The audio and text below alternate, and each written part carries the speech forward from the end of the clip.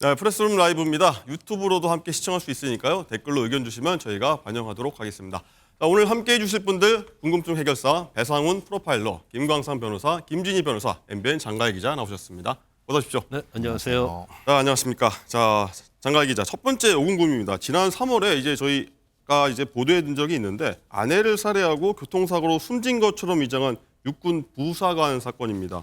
이 관련 소식에 들어왔는데 일단 이 1심 재판에서 징역 35년이 선고됐었어요. 네, 그렇습니다. 아내를 목조른 뒤 교통사고로 위장해서 살해한 혐의로 기소된 육군 부사관 징역 35년을 선고를 받았습니다. 허모 원사는 지난 3월 강원도 자신의 집에서 가계부채 문제로 아내와 다투다가 아내를 목졸라 실신하게 하고 여행용 가방으로 차에 옮기고 고의로 교통사고를 내서 살해한 혐의로 재판에 넘겨졌는데요. 예. 영상을 한번 보실까요? 네, 지금 차량 한 대가 시속 100km 가깝게 달리더니 굴다리 벽을 들이받습니다. 충격이 얼마나 컸던지 이 차량은 뒷바퀴가 들린 뒤에야 멈춰설 수 있었는데요. 예. 당시 조수석에는 아내가 안전벨트도 매지 않고 숨진 채 발견이 됐습니다. 김광삼 변호사님, 네. 일단은 검찰이 구형한 형량보다도요 이제 재판부가 더 많이 이제 선고를 했어요. 구형을 한 건데 이렇게 많이 늘어난 이유가 뭔가요? 근데 이 부사관이요, 수사 처음에부터 시작해서 이제 법정에 이르기까지 계속적으로 아내가 극단적인 선택을 한 것이지 내가 살해한 것이 아니다 이런 주장을 했어요. 그래서 객관적인 어떤 정황일지 이런 걸 전체적으로 보면 살해한 것이 분명해도 불구하고 전혀 반성의 기미가 없다는 거고요. 그다음에 사실은 보험금과 관련해서 이렇게 의도적으로 살해했다고 한다면 이건 계획적 살해 아닙니까? 그리고 일반적인 우발적 부부싸움하다가 살해를 했다 이런 거와는 질적으로 다르기 때문에 네. 이제 범죄의 어떤 중대성이나 이런 것들이 엄청 죄질이 이제 불량하다 볼 수 있어요. 더군다나 수사 때부터 태도를 보면 이거 완전히 이 살해의 원인 자체를 살해가 아니고 뭔가 다른 것으로 해서 자기의 책임을 면하라는 그런 거잖아요. 그래서 네. 재판부는 이 정도 사안이면 죄질도 아주 불량하고 반성의 기미가 없기 때문에 사회로부터 아주 장기간 격리할 필요가 있다 이렇게 해서 35년형을 선고한 겁니다. 이거는 계획범죄라고 본 거죠, 재판부가? 네, 맞죠. 계획범죄 중에서도 아주 악질적인 계획범죄라고 볼 수가 있어요. 예, 알겠습니다. 김진희 변호사님, 일단 군사법원이 이런 판단 내린 근거가 보면은 이제 아내가 극단적인 선택을 했다는 피의자 주장하고 이제 배치가 되는 내용 때문이지 않겠습니까? 네네, 맞습니다. 그러니까 이제 좀 굉장히 좀 의심스러운 정황이 사실 많이 발견이 됐기 때문입니다.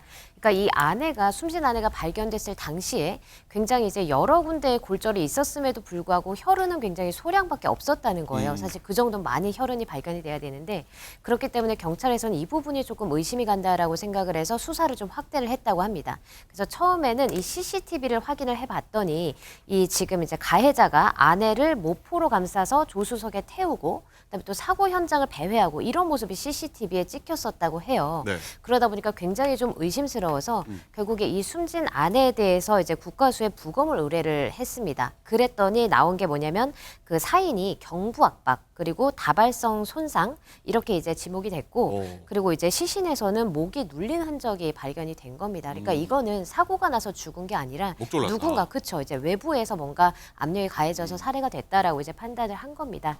그렇기 때문에 이제 경찰에서는 이제 범죄가 이제 있다라고 보고 이제 검찰에서도 마찬가지고요. 그래서 결국 이제 재판부에서도 이제 살인 혐의 그리고 또 보험 사기 혐의 모두 유죄로 인정이 됐습니다. 그러니까 이제 사건 당일에 이 아내가 스스로 목숨을 끊을 어떤 이유라던가 이런 것들은 충분치 않은데 반면 살해할 동기는 굉장히 명확했다라고 이제 보고 있기 때문에 유죄가 선고가 된 겁니다. 네. 배상훈 프로파일러님, 일단 실제로 이제 아내가 사망한 이후에 이 피의자 행동이 수상한 게 좀 많았어요. 예. 본인은 이제 아내가 극단적 선택을 했다고 하는데 경부 압박이 있었다고 하니까 이제 본인은 또 집에서 이제 극단적 선택을 했다. 그럼 방법으로는 사실 목을 맨드는가 그런 건데 네. 사실은 욕실에는 아무것도 없었습니다. 말하자면 깨끗하게 청소가 돼 있었어요. 아니 자기가 아내가 사망을 했는데 112나 119에 신고도 하지 않고 아니 왜 청소를 하느냐. 그리고 나서 그 시신을 아니면 그 상태를 왜 차에 태우느냐. 여기에 대한 설명을 본인은 전혀 못한 부분인 네. 겁니다. 그러니까 본인이 말했던 아내가 스스로 목숨을 끊었다고 하는 것에 대한 합리적인 설명이 없는 것. 재판부는 그걸 중요하시게 봤고요. 네. 문제는 옷과 이런 어떤 증거가 될 만한 것들을 다 폐기를 했어요. 어허. 아니 그러니까 그게 말이 안 된다. 그러니까 그런 설명들의 부분 때문에 물론 직접적인 증거는 없습니다. 말하자면은 이 사람이 아내를 살해했다는 직접 증거는 없지만은 정황상 이거는 분명히 본인이 살해했을 가능성이 높다라고 재판은 판단한 겁니다. 네. 김지 변호사님, 일단 피의자는 근데 이런 행동을 왜 한 거랍니까? 일단 결론부터 말씀을 드리면 금전적인 동기 때문에 이렇게 살해 범행이 이루어졌다라고 이제 돈 추정이 때문이다? 되고 있습니다. 그러니까 공소장에는 뭐라고 되어 있냐면 이 부사관 A 씨가 아내 사망보험금 명목으로 4억 7천만 원을 타려다가 미수에 그쳤다라고 이제 되어 있거든요. 그러니까 결국에는 이제 금전 문제가 이 원인이 됐던 걸로 지금 추정이 되고 있습니다. 실제로 이제 이 부사관 A 씨 같은 경우에는 당시 이제 이렇게 범행을 할 당시에 은행 그리고 또 이제 저축은행 그리고 또 카드사 등으로 인해서 한 2억 9천만 원, 그러니까 거의 한 3억 정도가 되는 빚을 이제 지고 있었다고 합니다. 굉장히 이제 경제적으로 어려운 상황이었고 이 빚을 갚지 못해서 단기 대출까지 계속 이제 반복할 정도였다고 해요. 그리고 또 실제로 이런 금전 문제 때문에 아내와 이제 말다툼도 자주 했고 하다 보니까 결국에는 돈 때문에 아내랑 이제 말다툼을 하다가 이런 범행에 이르렀다 이렇게 추정이 되고 있습니다. 나는 피의자 쪽 주장이 좀 이해가 안 되는 부분이 많긴 하지만 일단 1심 판결인 만큼 좀 지켜보도록 하고요. 일단 이번 판결에 대해서요. 피의자 측 그리고 육군 측 어떤 입장인지 한번 목소리 한번 듣고 오겠습니다. 사회와 영원히 격리될 필요성이 있다고 느끼기 때문에 실체적 진실이 밝혀지게 되는 선고 결과로 판단을 하고 판결 내용에 따라서 바로 전역, 제적되는 경우가 발생을 하고 관련돼서 추가로 징계 조치가 진행이 됩니다. 네, 김광삼 변호사님, 네. 이제 피해자가 뭐 항소하겠죠. 뭐 일단 극단적 선택이냐, 뭐 살해냐 이 문제로 막 그 법정 공방이 굉장히 치열할 것 같아요.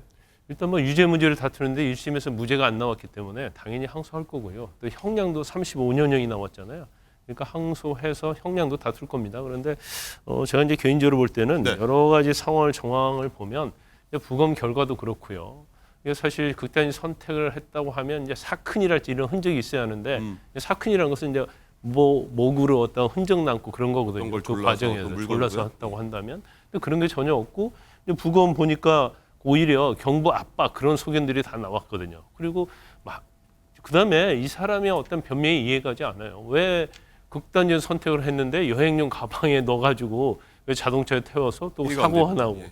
그렇기 때문에 아마 전체적인 걸 보면 본인에게 유리한 증거는 거의 없는 것 같아요. 다 불리한 증거가 많기 때문에 이제 검찰이 항소를 했는지 안 했는지 모르지만 검찰이 또 같이 항소를 하면 뭐 경우 때는 형량도 더 높아질 수 있는 높아질 수도 있습니까? 그렇죠. 이제 검찰이 같이 항소를 해야죠. 근데 예. 검찰이 항소를 안 하면 뭐 더 높아지긴 않겠지만 뭐 제가 볼 때는 항소심에서도 유죄 가능성이 엄청 높다 이렇게 봅니다.